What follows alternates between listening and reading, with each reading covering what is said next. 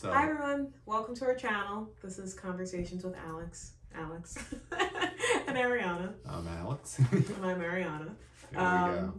Today we're going to be talking about some frequently asked questions about rentals and other common scams that happen.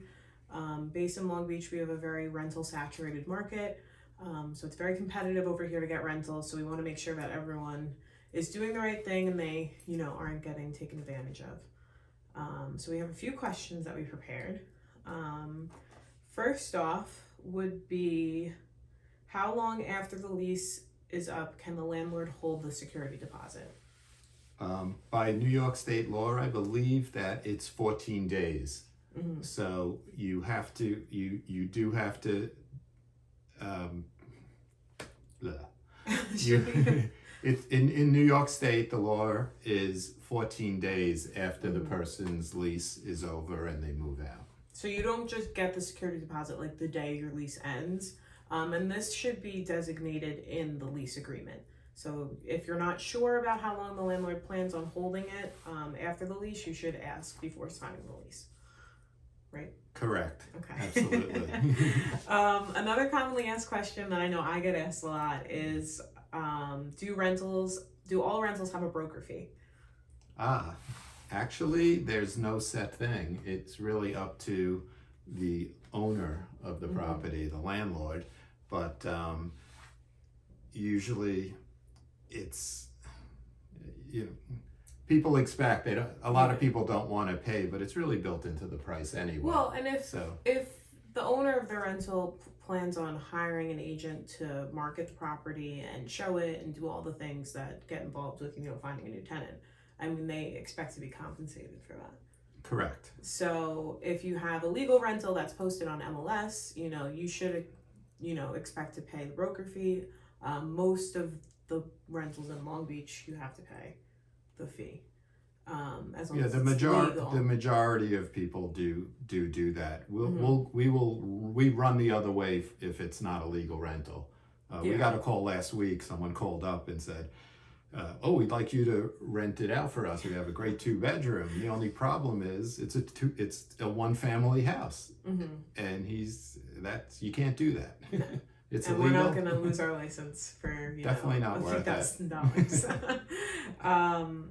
But if you want to avoid the broker fee, there's really only one thing that we recommend you doing, which is going on third-party websites like Facebook Marketplace, Craigslist, to search for someone that's an owner that's posting the rental themselves.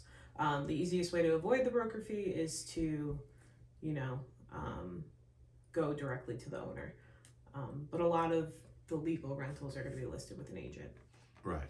If you do rent an illegal apartment, landlord-tenant law isn't going to protect you. So that's another thing that is kind of a gamble you have to take into account. We don't recommend it.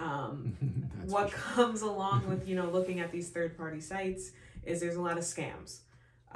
So in terms of scams that you've heard of, there are scams everywhere, but this is definitely an area where there's a lot of it.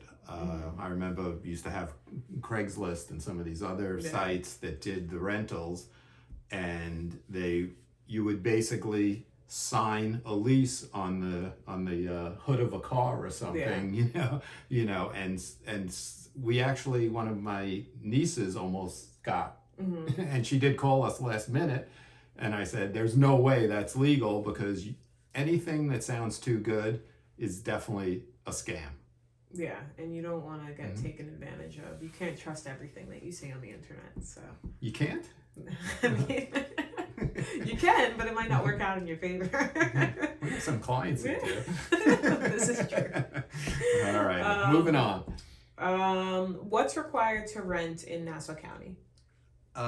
Typically, it's 3 months. So you have the first month's rent, the security deposit, and then the best part, the broker's fee. Yeah, which is all equal to 1 month's rent. Correct. To apply for an apartment, usually people are going to be looking for, you have to give a set number amount in order to not be discriminatory for credit score and income.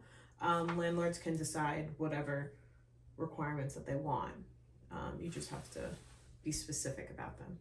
Correct. You can't sway from any way. You can't say like, oh, you have to have good credit, because who knows what good credit means. You have to have like an actual numerical amount. Right. So that could be a multiple of the rent, Mm-hmm. or it could be a credit score, you know, and if there's a voucher involved, then it doesn't matter. It doesn't matter. Then the landlord's required to rent. Correct. What do I do if I don't understand what's in the lease? I would call a lawyer. We're real estate agents. We're not real estate attorneys. We don't Right. know the law as well as an attorney would. Right. So we always recommend, we're not allowed to give legal advice. Absolutely. That's illegal for us to do.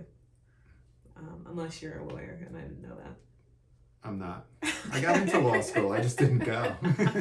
Good move. Yeah. Sorry, okay. all those lawyers out there. And now our last question is, should I inspect the apartment before moving in? Okay, this is one of the biggest problems we have, and people don't listen.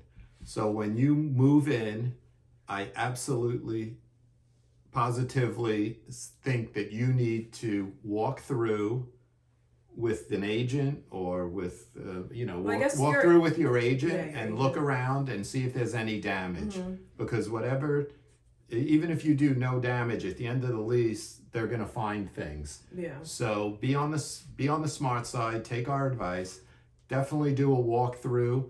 If it's a walkthrough with the landlord or with your landlord agent. should really be there. Yeah, and then if possible. And then you walk through, and if there's any damage, you mark it. It's like when you rent a car and they walk around your car and they say there's a scratch here or a scratch there, because they're gonna try to keep deposits a lot of time, and you need to do that. And also on the way out, you should do an inspection on the way out and take pictures, plenty of pictures. Of everything. Before and after, so you could prove it's there. So before you move your furniture in, because they could say, oh, well, like this scratch was on the wall because, you hit it with your couch. Like, It's been there for 12 months. If it was there before you moved in, Right. you want to have some sort of proof to acknowledge that.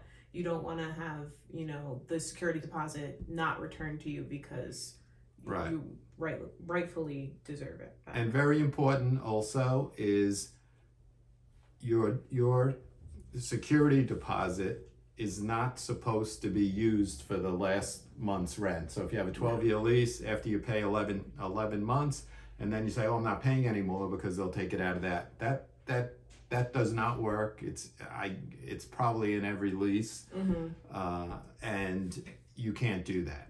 So don't expect to be able to do that. You have to pay the full 12 months, and that's what you signed up for. Or if it's 24 months, whatever. It's 24 months of payments. The main purpose of a security deposit is to do any repairs to the damages that were made while you were living there for however long of the period of time, right? Right. And if you decide to break your lease, it gives the landlord, a 1 month cushion to, get another tenant in if you decide to end your lease early. Because it would be unfair if you signed a contract saying, I'm going to stay here until this time of the year, and then you decide to leave early. That would be unfair to the landlord. So it gives them a little bit of a cushion. Right. So if anyone has any questions about rentals. Yeah. Cool. And if we also have a template for a walkthrough checklist, if you're interested, send us an email or even leave a comment and we can send that over to you. It's good to have when you walk through. It has the tenant and the landlord sign off so that everyone's on the same page of the current condition of the apartment before and after you live there. Right. You don't want any trouble. Yeah, and we're trying to help you not get into trouble. So, yes.